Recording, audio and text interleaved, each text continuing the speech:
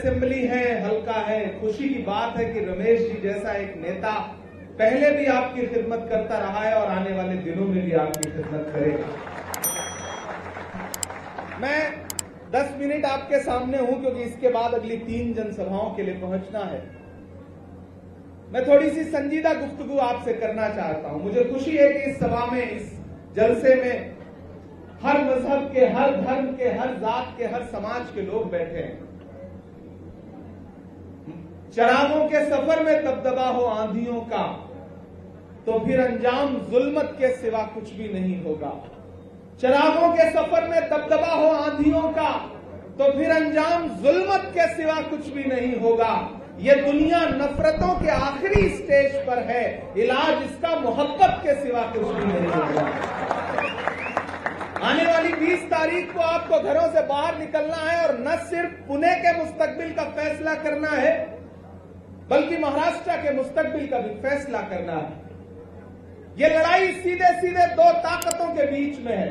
एक तरफ वो ताकतें खड़ी हैं जो कल तक ये नारा लगा रही थी लोकसभा चुनाव में कि हमें बहुमत दो क्योंकि हमें भारत का संविधान बदलना है।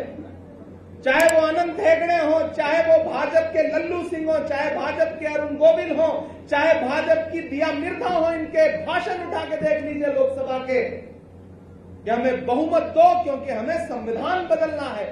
डॉक्टर बाबा साहब अंबेडकर का संविधान बदलने का नारा लगाती रही भाजपा पूरे लोकसभा चुनाव में। लेकिन भला हो भारत की जनता का। मैं सैल्यूट करता हूं देश की आवाम को जिसने 400 पार का नारा लगाने वालों को लाके 240 पे ऐसा पटका कि अपने पैरों पर खड़े नहीं हो पाए। उन्हें उधार की 2 बैसाखियां लेनी पड़ी, एक बिहार से, एक आंध्र प्रदेश से, एक चंद्रबाबू, एक नीतीश बाबू।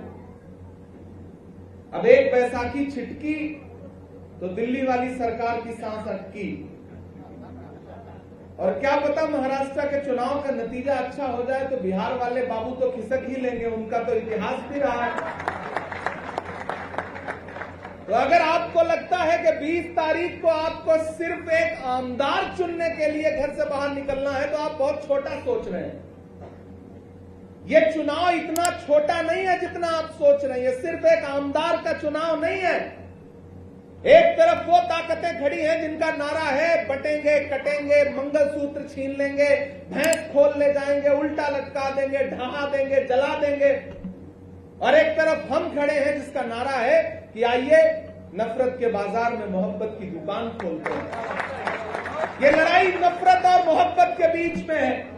एक तरफ वो लोग खड़े हैं जिनकी गारंटी है कि अगर वो जीतेंगे तो अंबानी और अडानी का कर्जा माफ होगा। एक तरफ महाविकास अघाड़ी खड़ी है जो कह रही है कि हम जीतेंगे तो देश के किसानों का कर्जा माफ होगा। ये लड़ाई बहुत बड़ी है। लड़ाई महाराष्ट्र की अस्मिता को बचाने की लड़ाई है।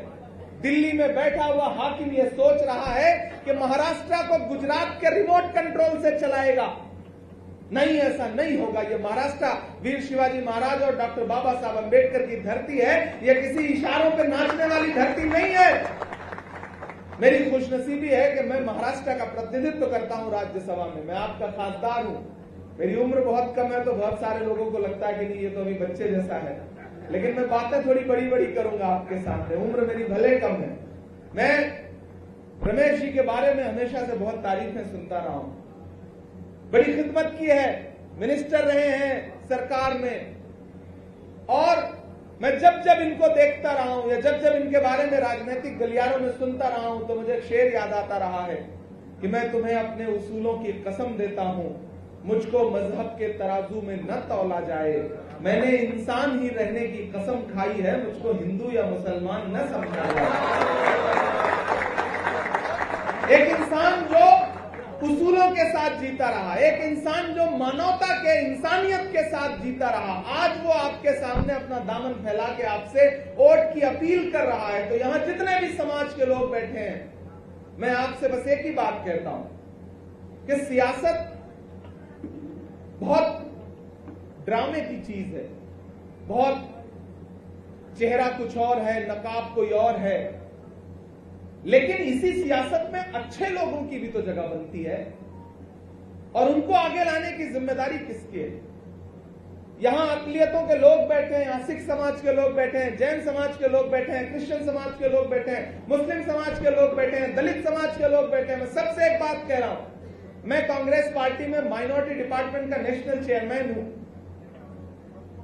दुनिया के किसी भी देश में जब भी लोकतंत्र कमजोर होगा, जमहूरियत कमजोर होगी, आईन कमजोर होगा, तो सबसे पहली चोट जो पड़ेगी वो अकलियतों को पड़ेगी।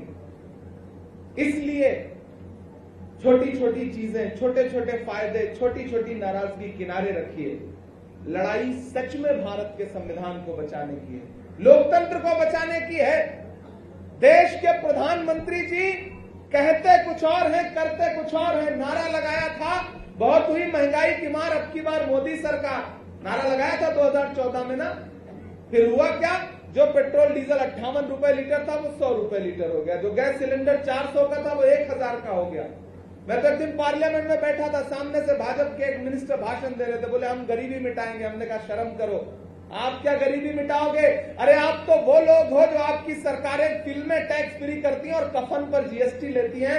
आपको हक नहीं है गरीबी और महंगाई पर बात करने का। मेरे भाई, ये लड़ाई बहुत अहम है, बहुत जरूरी है। और चूंकि यह सुरक्षित सीट है, रिजर्व सीट है, इसलिए भी मैं यहां खास तौर से दलित समाज के साथियों से कहना चाहता हूं कि अगर आपको यह लगता है कि संविधान से खतरा हट गया है तो आप गलतफहमी के शिकार हैं। अभी भारत की सरकार ने आने वाले 26 नवंबर को, मीडिया के साथी से नोट करेंगे जो मैं कह रहा हूं, ये आपके काम की चीज है। 26 नवंबर को कॉन्स्टिट्यूशन डे मनाने का फैसला किया है पार्लियामेंट ने। मुझसे एक मीडिया के साथी ने कहा, इमरान साहब आपके नेता राहुल गांधी जी नारा लगाते थे, अब देखिए सरकार मनाने जा रही है, आपसे मुद्दा छीन लेंगे वो संविधान बचाने का। हमने कहा आप गलतफहमी के शिकार हैं, ये हमारे नेता का डर है कि उन्हें संविधान दिवस मनाना पड़ रहा है। ये राहुल गांधी का डर है कि उन्हें संविधान दिवस मनाना पड़ रहा है।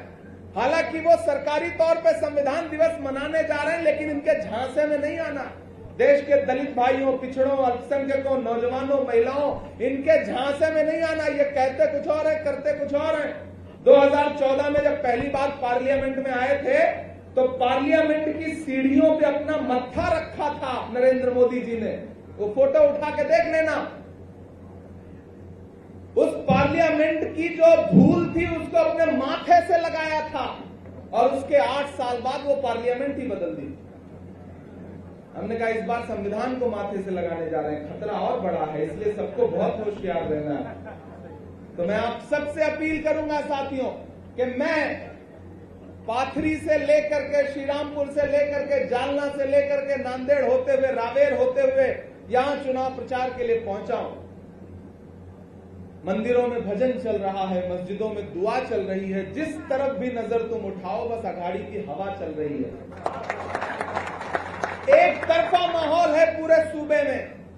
ऐसे में आप जब 20 तारीख को घरों से बाहर निकलेंगे तो ये सोच के मत जाइएगा कि सिर्फ एक आमदार चुनने जा रहे हो, ये सोच के जाना कि आने वाली सरकार में एक मजबूत कैबिनेट मिनिस्टर चुनने जा रहे हो। हाथ के कंधे के सामने वाला बटन दबा करके घरों से बाहर निकलिए। और ये जो महाराष्ट्र की अस्मिता के साथ खेलने वाले लोग हैं, जिस तरह से उद्धव ठाकरे साहब का पिछले 2 दिन से बैग चेक किया जा रहा है, हेलीकॉप्टर में जा करके ह्यूमिलिएट करने की कोशिश की जा रही है, उसका बदला लेने का चुनाव है ये। जिस तरह से यहां से एयरबस से लेकर के फॉक्सकॉन तक की फैक्ट्री को गुजरात लेके जा रहे हैं, उसका बदला लेने का चुनाव है। ये महाराष्ट्र की अस्मिता का चुनाव है। इसलिए मैं आप सबसे अपील करता हूं कि रमेश जी को जिताइए, इन्हें असेंबली पहुंचाइए। ये यहां पर असेंबली में आपके लिए लड़ेंगे, अपनी सरकार से भी जरूरत पड़ेगी तो लड़ेंगे, और मैं वहां देश की सबसे बड़ी पार्लियामेंट में खड़ा होकर के आपके लिए लड़ूंगा। एक जिताओ, एक साथ में फ्री पाओ। इससे अच्छा ऑफर कुछ हो सकता है क्या? इससे अच्छा फायदे का कोई सौदा नहीं है। आमदार जिताओ, खासदार साथ में पाओ। जब भी इनकी निधि कम पड़ जाएगी आपके इलाके के डेवलपमेंट के लिए, मैं वादा करके जा रहा हूं कि रमेश जी आप मुझसे कहिएगा, मेरा लेटर पैड ब्लैंक आपके पास होगा। इस इलाके के डेवलपमेंट के लिए जब भी निधि की जरूरत होगी तो मेरा खासदार का जो फंड है वो भी मैं आपको देने को तैयार रहूंगा, ये मैं वादा करता हूं।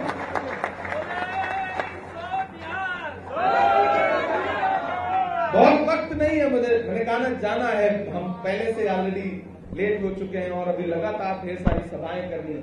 मैं यहाँ माएं बहनें बैठी हैं, मैं उनसे खास तौर से अपील करूंगा। उनकी गारंटी क्या है? आएंगे, भाजपा का कोई भी नेता आपके बीच में आए, आप उनका भाषण सुनने जाओ, वही हिंदू मुसलमान 370 घुसपैठिया, ये कर देंगे वो कर देंगे, कोई भी विकास की बात नहीं। आपके घर में चूल्हा कैसे जलेगा इसके बारे में कोई बात नहीं। लेकिन कांग्रेस पार्टी क्या कह रही है, महाविकास आघाड़ी क्या कह रही है? सरकार बनने दीजिए, आपके अकाउंट में डायरेक्ट 3000 रुपया महाविकास आघाड़ी देने की गारंटी दे रही है। 25 लाख रुपए का हेल्थ बीमा। जिंदगी में इलाज से बढ़ के तो कुछ नहीं होता। जब हम बीमार होते हैं, हमारे परिवार का कोई बीमार होता है, हम उसका इलाज नहीं करवा पाते तो उस वक्त कितनी बेबसी होती है। अब सरकार हमारी क्या कह रही है कि सरकार बनेगी तो 25 लाख रुपए का हेल्थ बीमा फ्री देंगे, परिवार में कोई भी बीमार होगा 1 रुपया इलाज के लिए नहीं देना पड़ेगा। इसलिए मेरी आपसे अपील है माओ बहनों कि इन्होंने सिर्फ महंगाई दिया। सुबह आप जब रसोई में जाती हैं और चाय बनाने के लिए गैस सिलेंडर ऑन करती है ना, तो वो 1000 रुपए वाला जो गैस सिलेंडर जलता है ना, तो उसके साथ आंसू भी निकलता है। महंगाई कम करना है, गैस सिलेंडर सस्ते में लेना है, इस देश से, महाराष्ट्र से खास तौर से नफरत खत्म करनी है, तो आइए कांग्रेस पार्टी के साथ चलिए, महाविकास आघाड़ी के साथ चलिए। अगर धोखे से भी आप उम्मीद करते हो कि भाजपा से मोहब्बत और प्यार, अमन, भाईचारे की बात होगी तो गलतफहमी है। नादान हो, इस दौर में क्या ढूंढ रहे हो तुम? जहर की शीशी में दवा ढूंढ रहे हो, नहीं मिलनी है वहां। ये किसी के सगे नहीं है, किसी के भी सगे नहीं है। मैं कल नांदेड़ में भाषण दे रहा था, मैंने कहा ये जो महाराष्ट्र की महायुति की सरकार है, ये धोखेबाजों की सरकार है। सामने से एक नौजवान लड़का खड़ा हुआ, बोला खासदार साहब एक लफ्ज और जोड़िए। मैंने कहा बताओ। बोला ये धोखेबाजों के साथ साथ खोखेबाजों की भी सरकार है।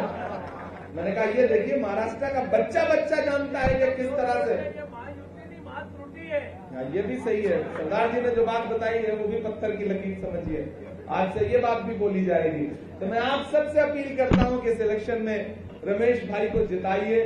इनकी जमानत लेने के लिए मैं हजारों किलोमीटर दूर से चल करके आया हूं। ये आपका काम करेंगे, आपके साथ खड़े होंगे।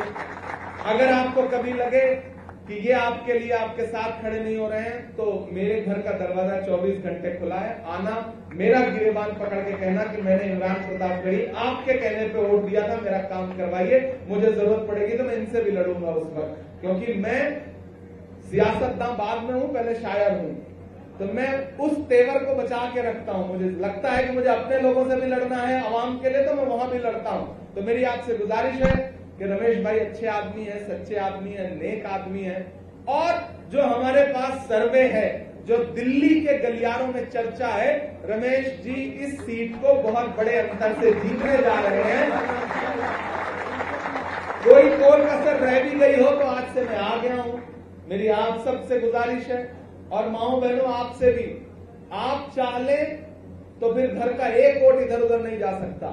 20 तारीख को सुबह जब घर वाले चाय मांगे तो आप कहना कि आज चाय नहीं मिलेगी, पहले जाओ हाथ के पंजे का सामने बटन दबाओ, उसके बाद लौट के आओ, तब चाय मिलेगी। आप ये कर लेंगी ना तो एक वोट भी इधर उधर नहीं जाना है, एक भी वोट बर्बाद नहीं करना है। भाजपा को वोट देने का मतलब है नफरत के साथ खड़े होना, मोहब्बत के साथ खड़ा होना है, राहुल गांधी के साथ खड़ा होना है, देश की एकजुटता के साथ खड़ा होना है। बहुत शुक्रिया, फिर आपसे मुलाकात करने के लिए आऊंगा। आज चूंकि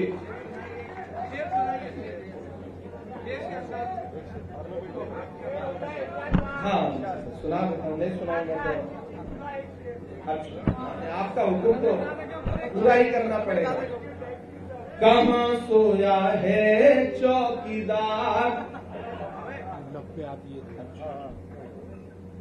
कहाँ सोया है चौकीदार। मैं आजकल पार्लियामेंट में जब खड़ा होता हूं ना, तो सामने जब मोदी जी आते हैं पार्लियामेंट में, तो मैं बस उनको उनके भाषण याद दिलाता हूं। याद करिए आपने 2014 में कहा था, भाइयों बहनों मैं देश के खजाने को नहीं लुटने दूंगा, चौकीदारी करूंगा, मुझे चाबी सौंप दो तिजोरी की, मैं देश नहीं लुटने दूंगा। और फिर मैं उनसे वहां खड़ा होकर पूछता हूं कि कहां सोया है चौकीदार, कहां सोया है चौकीदार। विजय माल्या नाक के नीचे से हो गया फरार, कहां सोया है चौकीदार, कहां सोया है चौकीदार। कि चाय बेचने वाला पूरा भारत बेच रहा है। बेच रहा है कि नहीं बेच रहा है? एक दिन खड़े होकर के भाषण दे रहे थे, बोले बताओ कांग्रेस वालों 70 साल में क्या बनाया। इस तरफ से मैं खड़ा हुआ, मैंने सोचा बताना शुरू करूं, तब तक खड़गे जी ने मुझसे कहा कि इमरान मत बताओ, जो बताओगे ये उसको भी बेच देंगे, इनका काम से बेचने का है। चाय बेचने वाला पूरा भारत बेच रहा है, चाय बेचने वाला पूरा भारत बेच रहा है। हमें तो आदत हो गई है, आजकल पार्लियामेंट में भी कभी कभी इसी तरह माइक बंद हो जाता है ना, तो हम अपना माइक खुद ही सेट करते हैं, फिर बोलना शुरू करते हैं कि चाय बेचने वाला पूरा भारत बेच रहा है, इसी काम में हासिल उसे महारत बेच रहा है। कि रेल बिक गई, तेल बिक गया, बिका हवाई अड्डा। अगली लाइन में एक नाम आएगा, आपको मजा आ जाएगा। कि रेल बिक गई, तेल बिक गया, बिका हवाई अड्डा, सब कुछ बिकता देख के खुश हैं अपने जेपी नड्डा। क्या जनता महंगाई की मारी करती हाहाकार, कहां सोया है चौकीदार, कहां सोया है चौकीदार। रमेश भाई इधर आइए। जब तक ये रस्म पूरी नहीं होती ना, मुझे लगता है कुछ अधूरा अधूरा छोड़ गया। देखिए, इलेक्शन सिर्फ वोट दे देने का नाम नहीं है। चुपचाप घरों से निकल करके 20 तारीख को ईवीएम की बूथ पे जाके वोट दे देने का नाम नहीं है। इलेक्शन हौसले का नाम है, अपने प्रत्याशी के समर्थन का नाम है। हर चौराहे पर उसे यह कहने की जरूरत होती है कि तुम लड़ रहे हो, हम तुम्हारे साथ खड़े हैं। मैं चाहता हूं, वो राहत साहब का शेर है कि जंग में कागजी अफराद से क्या होता है, हौसला लड़ता है तादाद से क्या होता है। उस हौसले की जरूरत है रमेश भाई को। मैं चाहता हूं उठाइए एक एक हाथ अपना और हमें भरोसा दिलाइए, एक एक हाथ उठा करके हमें यकीन दिलाइए कि आने वाली 20 तारीख को घरों से बाहर निकलेंगे। आपका दिया गया एक एक वोट सिर्फ रमेश भाई को नहीं मिलेगा, मोहब्बत के उस मसीहा को मिलेगा जिसका नाम राहुल गांधी है। आपका एक एक वोट शरद पवार साहब को मिलेगा, आपका एक एक वोट उद्धव ठाकरे जी को मिलेगा, आपका एक एक वोट इमरान प्रतापगढ़ी पे आपका पर्सनल एहसान होगा। ये गुजारिश करने के लिए आपसे आया हूं, आप इन्हें जिताइए, आमदार बनाइए, हम इनके लिए लड़ करके इन्हें मिनिस्टर बना करके वापस भेजेंगे।